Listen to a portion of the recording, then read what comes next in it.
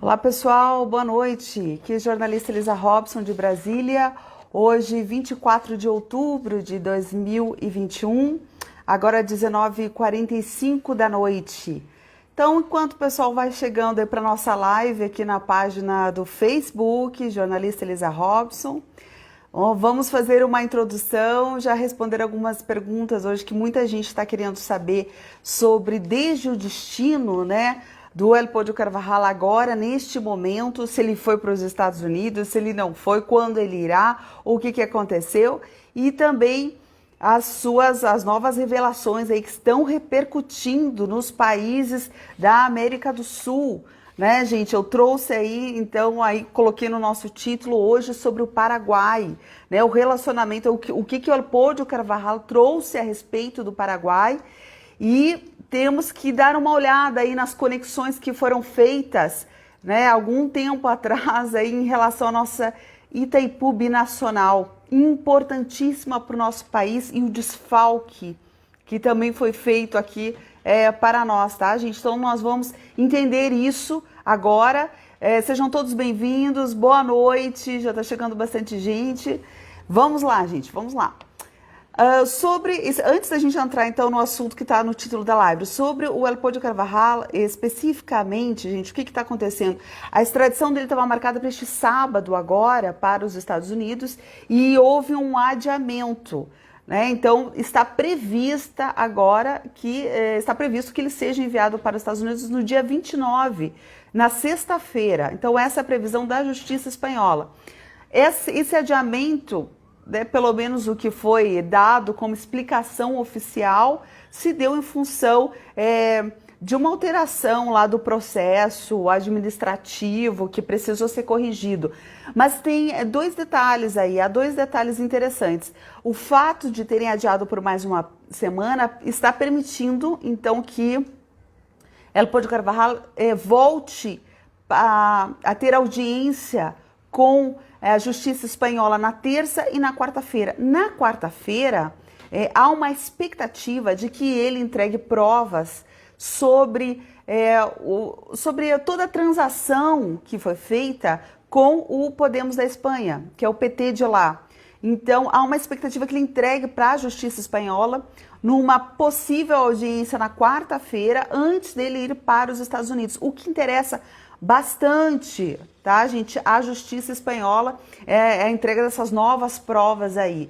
Então, parece que não foi de todo mal, assim, adiar um pouco, né, essa extradição dele aí por uma semana. Vamos aguardar, né, vamos ver o que isso vai significar. Isso é uma coisa, né, tudo que está acontecendo agora de extrema importância, né? Qualquer movimento, qualquer acordo, qualquer entrega de provas, né? Lembrando para vocês que semana que passou eu falei para vocês que o Ministério Público lá da Espanha considerou verdadeiras as provas apresentadas por Elpodio à Suprema Corte da Espanha, o que é algo muito importante. Por quê? Porque as pessoas que estão sendo envolvidas nessa trama, ou seja, que estão, né, aparecendo os nomes, elas todas estão dizendo que é mentira, né, que Elpodio Carvajal está mentindo, que não é verdade o que ele diz. Mas então essa já foi uma decisão importante do Ministério Público da Espanha, considerar as provas apresentadas até agora por ele como verdadeiras, tá? Gente, então vamos agora ao assunto aí da nossa live, que envolve o Paraguai, certo? E nos interessa, porque nós temos aí a nossa, né, empresa binacional com eles, e no passado tivemos aí coisas complicadas, muito complicadas, que eu imagino que você vai ficar muito revoltado quando souber ou quando se recordar das informações que eu vou trazer agora para você, tá bom? Vamos lá. Elpodio Carvajal recebeu muitos relatórios que apontam, então, o financiamento ilegal de partidos e movimentos de esquerda no mundo afora. Bilhões de dólares foram entregues para aliados políticos do chavismo. Carvajal diz que esses bilhões vieram da onde? Vieram de recursos públicos da Venezuela, da PDVSA, da estatal petroleira. Estados Unidos diz o quê? Que esses recursos vieram do narcotráfico. Então são, assim, duas vertentes aí que estão sendo colocadas. As duas são gravíssimas, né, gente? Gravíssimas. tá? Há um grande problema nestes financiamentos porque os países, aí a legislação de vários países é clara, explícita, de que não pode haver, então, financiamento de partido político, de governo ou de movimento político por entidades externas, né? Então, não pode haver um financiamento para aquele partido lá da Espanha externamente, no Paraguai. O governo do Paraguai não pode ser financiado pelo governo da Venezuela. Então, há leis nos países aí muito claras sobre isso. Então, por isso, interessa tanto, né, a todos os países que estão sendo citados nessa imensa rede de corrupção que apareceu agora, ok? Quem recebeu, então, esses bilhões de dólares, quem eram os aliados? Então, já temos uma lista de muitas pessoas que já foram, inclusive o Lula aqui do Brasil já foram citados, né? Mas El Podio Carvajal está dando detalhes, então, sobre o Podemos até agora. Ele já deu sobre o Podemos da Espanha, sobre os Kirchner na Argentina, né? Nós vimos, então, na última live que, segundo o Carvajal, foram 21 milhões de dólares entregues para que Cristina Kirchner chegasse ao poder na Argentina. Então, na época da campanha eleitoral, ela recebeu aí esse dinheiro impressionante de 21 milhões de dólares para a sua campanha eleitoral vindo lá da Venezuela. Gustavo Petro, da Colômbia, foi outro nome, então, que Carvajal citou. E, por último, foi Fernando Lugo, do Paraguai. Então percebam, gente, ele está entregando aos poucos, né? Está entregando mais esclarecimentos sobre os participantes, que ele já deu uma lista de 15 participantes, 15 países, e agora ele começa a entregar aos poucos, então, mais informações sobre cada um destes participantes. Então, o que está acontecendo no Paraguai neste momento? No Paraguai, ao contrário, gente, do Brasil, sabe, nos outros países, na Argentina, na Colômbia, no Paraguai, muita reação, está havendo muita reação local, tá? Tanto é que o Petro da Colômbia e os Kirchner na Argentina já abriram processo contra o Carvajal, né, e estão reagindo porque a imprensa está em cima. E no Paraguai também tivemos aí muitas reações locais a respeito dessas chamadas malas diplomáticas que o Carvajal disse que entregou para Fernando Lugo. Fernando Lugo, o grande companheiro, então, de Lula, de Dilma, de quem? Já vou falar das lideranças religiosas aqui, ligadas à teologia da libertação aqui no Brasil. Então, muitas reações. Para vocês terem uma ideia, um dos senadores de esquerda lá do Paraguai, chamado Hugo Richer, precisou dar uma entrevista, uma coletiva de imprensa para explicar essas denúncias e essas acusações a 800 jornalistas no Paraguai. A 800 jornalistas. Gente, a gente não está vendo isso acontecer no Brasil, né? Nós não estamos vendo aí a esquerda sendo cobrada pela nossa imprensa explicações. Então veja como está, o que mais que aconteceu no Paraguai. Os legisladores lá estão pedindo que o Ministério Público acompanhe essas investigações de perto. Então, as reações locais no Paraguai estão sendo muito mais contundentes do que aqui no Brasil. Por algum motivo, aqui no Brasil está todo mundo muito pianinho, né? Todo mundo muito calado, quase ninguém, assim, estão falando assim com muito esforço, isso porque eu tô dando aqui, vocês estão repercutindo na live, então assim, empurrando muito, né, a imprensa tá dando um pouquinho sobre isso, mas lá fora, gente, nos outros países, nós estamos acompanhando e tem muita pressão, está acontecendo muita pressão sobre a esquerda a respeito de tudo isso.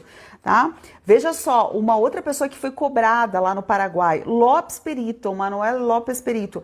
Quem foi esse Manuel Lopes Perito? Ele foi o gestor de campanha do Fernando Lugo, que então era o presidente, né, na época, era o presidente do Paraguai, que é acusado de ser, então, um dos beneficiários aí desse esquema de corrupção no Paraguai. Então, o Lopes Perito, que era o gestor de campanha, precisou da entrevista já para a imprensa para explicar essas acusações. Se ele era o gestor de campanha e recebeu malas diplomáticas, então, assim, o que ele tem a dizer sobre isso? né? No Brasil, até agora, está tudo muito tranquilo. Não sei porquê, mas está tudo muito tranquilo. Para cima da esquerda, para cima do PT, está tudo, ninguém está fazendo a pressão que precisa ser feita. Vamos lá. E o que o Lopes Perito, então, esse gestor de campanha de Fernando Luco, falou? Ele admitiu que as versões sobre o financiamento de Chaves sempre existiram, mas ele considerava teoria da conspiração. Ele considerava assim que eram coisas absurdas, né? Dizer que o partido de Fernando Lugo, a esquerda do Paraguai, receberia petromalas com petrodólares lá da Venezuela. Então ele, olha a explicação, gente, tá? Ele disse que era um absurdo, que era tipo isso, tipo teoria da conspiração, que era absurdas. Mas que contudo ele ouvia falar que existia já isso. E agora estamos aí, então, com, né, esse braço direito aí do chavismo, que sabe todos os segredos, né, lá do chavismo, trazendo muitas informações à tona. É um homem que tem muitas informações, sabe todos os segredos, não só ele, né, o Alex Saab e a Cláudia Dias também, que é o Testa de Ferro, e a tesoureira, né, lá do Chaves, estão contando sobre isso. Vamos lá. Agora, gente, eu preciso voltar um pouquinho à história, para nós voltarmos em 2008, tá? Por quê? Porque, veja só, Elpidio Carvajal falou que foi em 2007 que eles entregaram 21 milhões de dólares para que Cristina Kirchner assumisse o poder. Em 2008, Fernando Lugo, que concorria às eleições e foi eleito, né, ele foi quando? Foi nessa mesma época, de 2008, e aconteceram muitas coisas no Brasil na gestão dele em relação a Itaipu, que envolve aí, né, Dilma Rousseff, Gleisi Hoffmann, doutor Rosinha, deputado lá do Paraná, e nós vamos então vamos ler novamente o que aconteceu para entender a responsabilidade dessas pessoas aqui no nosso país hoje, na atualidade. Vamos lá. Em 1973, vamos voltar à história, o Brasil e o Paraguai então firmaram um acordo para a construção da nossa usina hidrelétrica de Itaipu, certo? Lá no Rio Paraná, na fronteira entre os dois países. Bom, naquela época o Paraguai então não dispunha de recursos para participar de uma obra tão grande, né? Até o capital inicial então foi providenciado pelo Brasil.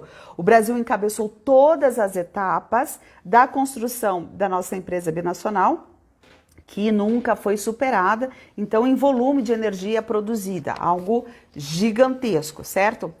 Agora veja só, a energia produzida pelo tratado, ela é dividida meio a meio. O Brasil, então lá no comecinho, né, em 1973, nos anos 70, enquanto o Brasil consumia toda a sua parte, como é até hoje, o Paraguai inicialmente consumia o quê? Apenas 5% dessa energia. Bom, em função disso, este tratado que o Brasil fez dizia o seguinte: acertava que o Brasil compraria a energia que o Paraguai não consumisse, né? E isso seria calculado, então, pela equipe técnica dos dois países, certo? Então, agora, segurem um pouquinho essa introdução sobre essa história da Itaipu. Vamos voltar para quem foi Fernando Lugo, então, que assumiu a presidência do Paraguai nessa mesma época aí de Lula, Dilma e do chavismo. Então, Fernando Lugo foi um ex-padre, né, nascido em 1951, ligado à teologia da libertação, que é a ala marxista, então, da Igreja Católica, né? E ele sempre teve ligação com quem? Com os outros religiosos também dessa área, que eram adeptos, né? Frei Beto, Leonardo Boff, então sempre teve uma estreita relação em função do catolicismo, do marxismo dentro da Igreja Católica. Como bispo, ele militou fortemente junto à elite da Igreja Católica e como revolucionário junto aos pobres. E foi assim que ele se elegeu, então, em abril de 2008, tá, gente? Em abril de 2008. Bom, só que o governo dele foi muito marcado pela incompetência na gestão, né? A sua gestão foi muito marcada pela incompetência, mas não só isso. Também aconteceram muitos escândalos de ordem sexual, né, ordem pessoal, ele teve filhos lá, e daí negou que os filhos eram dele, e depois foi provado por DNA que era dele mesmo. Então houve muito desgaste nesse governo de Fernando Lugo, tanto na questão da sua incompetência em termos de gestão, como de ordem pessoal. O que aconteceu? Esse desgaste foi aumentando de 2008, e quando chegou no ano de 2010, no finalzinho de 2010, ele estava realmente numa situação assim bem complicada, né? Bem complicado. O governo estava muito desgastado, tanto é que em 2002 ele sofreu impeachment, tá? Em 2012 ele sofreu impeachment. Então, em 2010, quando chegar no finalzinho, ele estava numa situação muito desgastada. O que acontecia no Brasil nessa época? Era o fim do mandato de Lula, e Dilma estava vencendo as eleições e assumiu em janeiro de 2011, certo? Bom, para ajudar Fernando Lugo no Paraguai, que era um dos grandes companheiros aí do PT, um dos grandes companheiros de Lula e de Dilma, a cúpula petista teve uma ideia brilhante, né, gente? Brilhante, entre aspas, aí, para ajudar, então, o seu companheiro no Paraguai, tá? E agora vocês vão, talvez muitos se lembrem, ou se não se lembrarem, agora vão ficar sabendo direitinho o que aconteceu nessa época. Olha só, a cúpula petista resolveu triplicar a tarifa que o Brasil pagava para o Paraguai.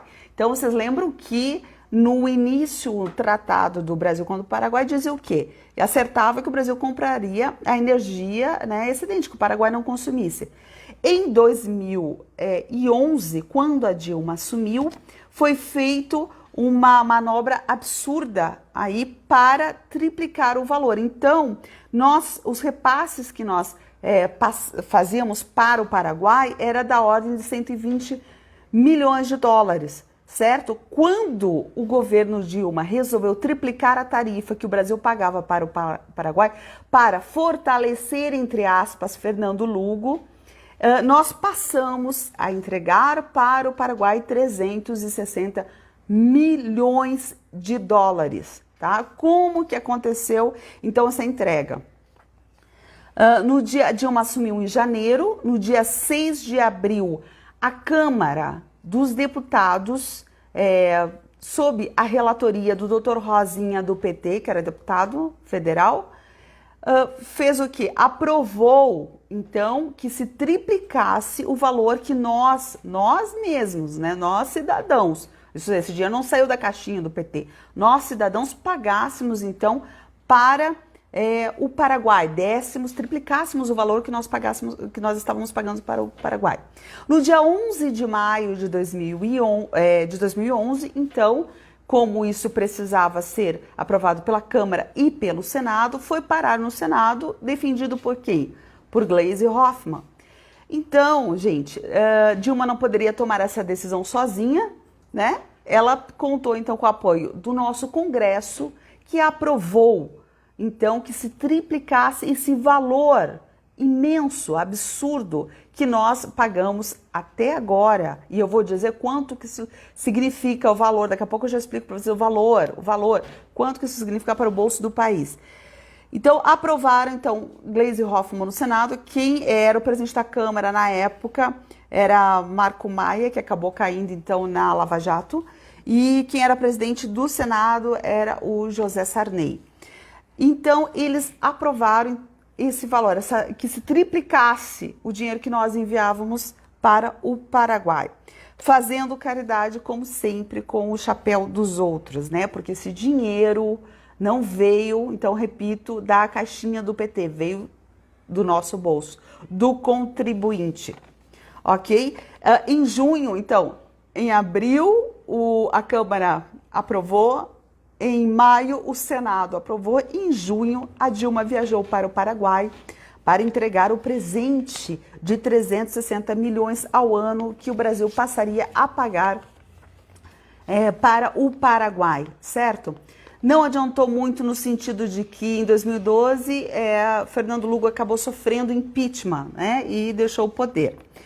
Veja bem, gente, nós temos alguns questionamentos muito sérios aqui para fazer, porque assim, nós não vimos o povo do Paraguai melhorando de vida, né? Com esse dinheiro que nós entregamos para o Paraguai.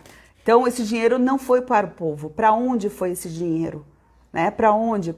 Nós sabemos que foi para as mãos de Fernando Lugo. Mas para quem mais? Esse dinheiro foi? Voltou para o Brasil? Foi para algum lugar? Não temos respostas. Veja só, de 2011 até agora, 2021, o prejuízo que nós estamos tendo chega ao valor de 2,5 bilhões de dólares. Este cálculo foi feito pelo ex-senador Irapuan Costa Júnior, que também é engenheiro e também foi governador de Goiás.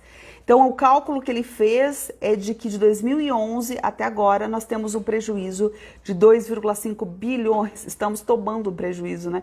De 2,5 bilhões. Quem é que está pagando isso? É você que está aí do outro lado da tela, você que é comerciante, sabe? Você que é balconista, você que é médico, você que é aí um operário que está do outro lado da tela, você que está pagando, você que paga, né, essa conta aí triplicada por causa dessa decisão feita lá em 2011 para ajudar um companheiro, né, do Paraguai. Vamos lá, o núcleo esquerdista, então, quando a gente fala que eles quiseram e tentaram sequestrar a América Latina, não é brincadeira. Porque, veja bem, eles são os primeiros a gritarem contra o capital, né? São os primeiros a criticarem quem? Você que quer ter mais capital para abrir a sua empresa, sua segunda empresa, para melhorar os seus negócios. Eles são os primeiros a gritarem. E o que eles mais têm, o que eles mais usam? É capital, né? Eles se enchem de capital, né? Dinheiro, dinheiro, dinheiro, dinheiro, ilícito, ilícito para conquistar o poder, tá, gente?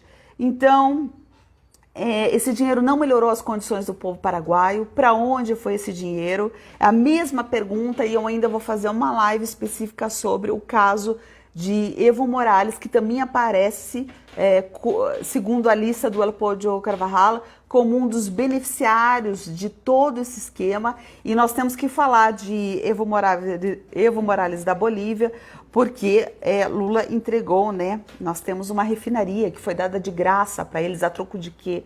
Né? Foi dado de graça. Então nós precisamos ver exatamente todos esses detalhes e eu vou voltar numa live sobre isso também, sobre a Bolívia. Tá, gente? Então, as perguntas que nós temos que fazer é exatamente isso, sabe? O que nós entendemos dessa tentativa de sequestro que foi feita da América Latina pelos partidos da esquerda e que agora, né, aparecem aí fortemente em denúncias internacionais, né, como esse braço direito do chavismo que está entregando todos os participantes envolvidos e eles estão sempre muito interconectados. Você vê que as histórias são totalmente ligadas, né? São interconectadas. Há um fluxo aí de ações, há um fluxo de dinheiro, há um fluxo de decisões que beneficiou concretamente, então, a esquerda. Né? Nós não vemos o povo da Bolívia melhorando de vida, o povo do Paraguai melhorando de vida, o povo da Argentina melhorando de vida, nem o povo da Venezuela melhorando de vida. Pelo contrário, todos eles, né, ainda que nós tenhamos entregado tanto dinheiro, né, para, enfim, todas essas facções aí, o povo, né, o povo está à míngua, né? Na Venezuela então, ainda é mais terrível, né, gente? Porque, veja só, 96% da população está na pobreza, né? E veja quanto dinheiro sai lá né, quanto tem de petrodólar lá, que sai, o dinheirama que sai dos cofres públicos da Venezuela para irrigar e abastecer toda essa esquerda da América Latina e da Europa, como nós estamos descobrindo agora. Tá? Então temos que observar como foi armado este grande esquema com recursos financeiros ilícitos, né? Como eles arrancaram o dinheiro da Petrobras, arrancaram o dinheiro da PDVSA e, como diz aí a justiça americana, ainda dinheiro que vem do narcotráfico. Ok? Então, na hora que essa gente quer o poder, né, o que eles correm atrás do quê? Do capital, que eles tanto criticam, né, que eles tanto apontam o dedo, que tanto que eles tanto assim, né, fazem um escândalo. Aliás, em falar em escândalo, nós temos que também observar aí a nossa imprensa, né, que hoje fala assim, tão espantada sobre o leite condensado das Forças Armadas, mas assim, você lembra de terem triplicado o valor que nós pagamos, então, para o Paraguai via Itaipu e a imprensa fazer esse escândalo? Não seria uma coisa, não parece bastante incoerente para você? Né? Não é uma coisa impressionante?